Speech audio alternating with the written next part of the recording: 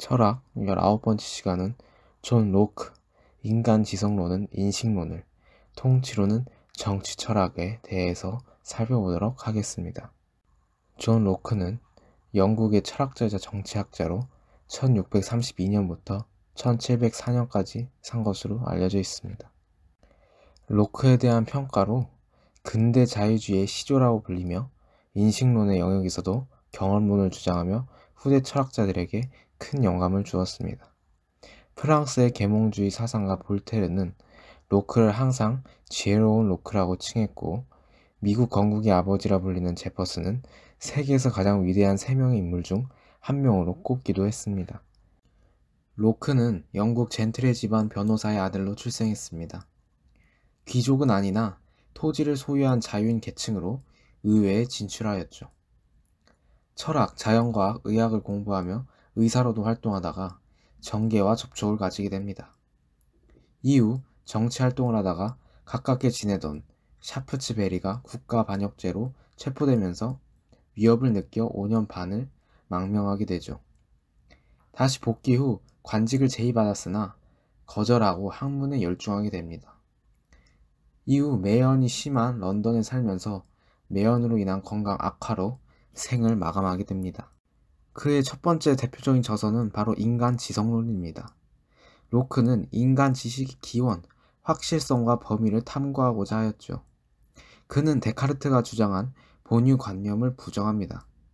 본유관념은 인간이 원래부터 가지고 있던 관념을 말하는데, 그러나 아이나 비문명인, 원주민 같은 사람들은 언제 어디서나 모든 것이 타당한 관념, 개념을 가지고 있지 않기에 의식은 외적과 내적인 경험에서 나타나는 것이라고 보았습니다.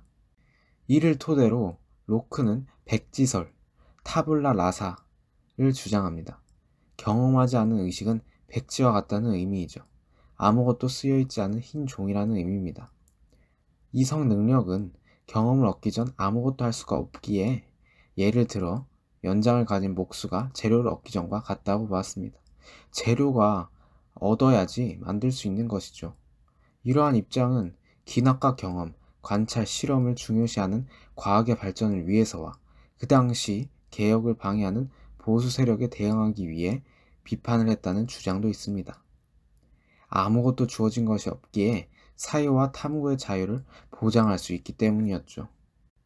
로크는 경험이 외적 대상을 감각함으로 생겨난다고 합니다. 관념은 마음과 외적 대상, 사물을 매개해주죠.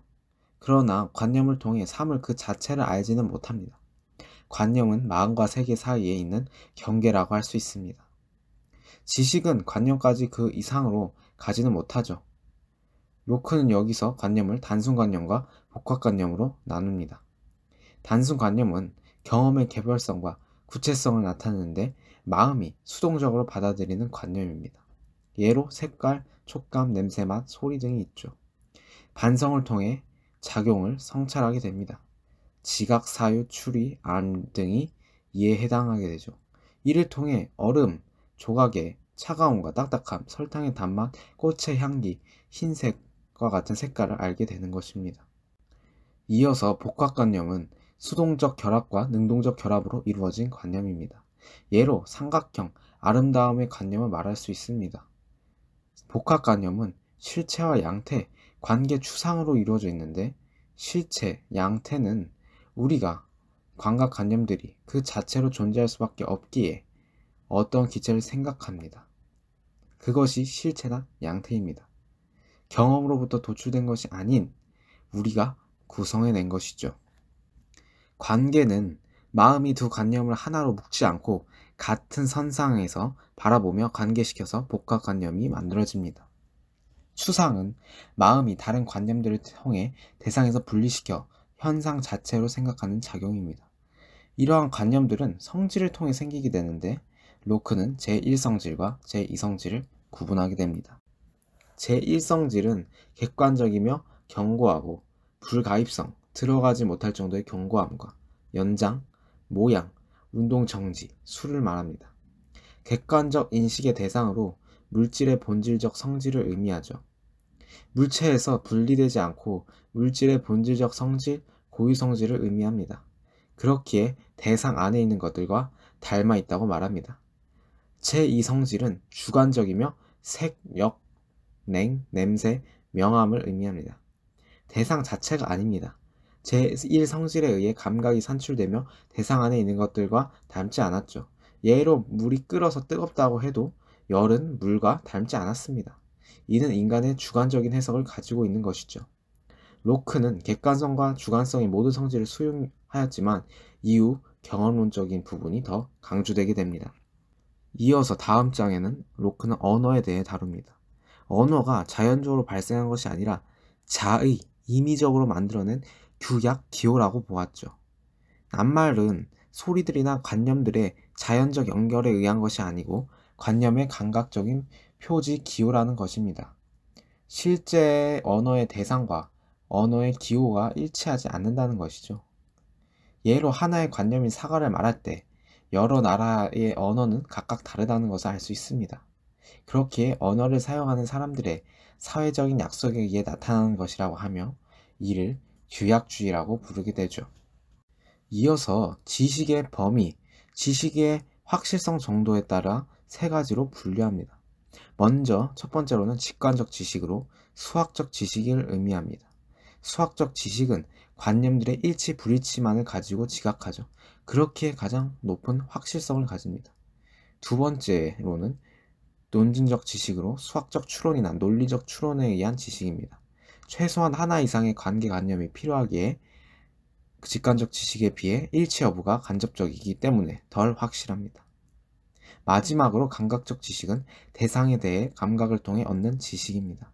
이는 과거와 현재 관념의 일치에 따라 확실해지는 것이죠. 예전에도 만졌을 때 딱딱했는데 현재도 만졌을 때 딱딱했다면 이 개념은 딱딱한 개념이 성립되는 것입니다.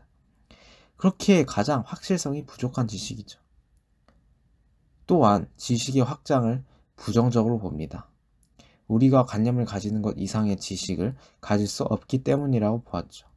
모든 지식은 감각과 반생에서 유래합니다. 로크는 이러한 탐구를 통해 지성을 이해한다면 확실성을 요구하지 않고 개연성으로 올바르게 사용 가능하다고 주장합니다. 로크의 인식론은 이후 휴me, 칸트 등에게 큰 영향을 미치게 됩니다. 두 번째 대표적 저서는 바로 통치론입니다. 로크는 사회 국가가 자연적으로 생긴 것이 아닌 자연적 권리를 지닌 평등한 개인들이 계약을 통해서 인위적으로 만들었다고 여기죠. 사회 계약론적인 모습입니다. 로크는 이성을 자유롭다고 보며 인간의 존엄성과 권리를 존중하는 능력으로 여겼습니다. 인간은 모두 평등하기에 누구도 타인의 생명, 건강과 자유, 재산에 해를 가해선 안 된다고 하였죠. 그중 중요한 개념인 소유권이 나타납니다. 로크는 정부 설립의 가장 중요한 목적이 개인들의 재산에 대한 보존이었습니다. 소유권에 대한 근거로 노동을 이야기하죠.